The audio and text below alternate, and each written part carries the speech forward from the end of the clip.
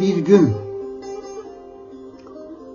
gün uykun gelirse bir akşamüstü, anla ki ben seninleyim rüyada, seni davet ediyorum, gelir misin?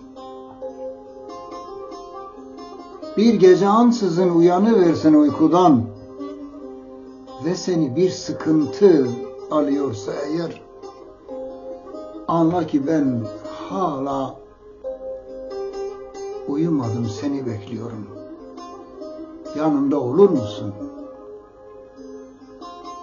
Bir gün ansızın ıslanırsa gözlerin, bir acı hissediyorsan içinden, etrafına bakınıp bulamıyorsan aradığını, anla ki ben hıçkırıklarla ağlıyorum. Gelip gözyaşlarımı siler misin?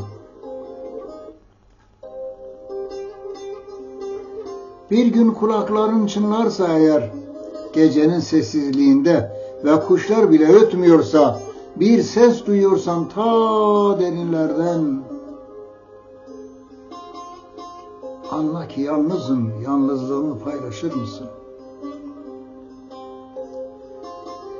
Bir gün alıp başını çöllere düşsen ve bir iskelet görsen, çürümüş, dağılmışsa eğer,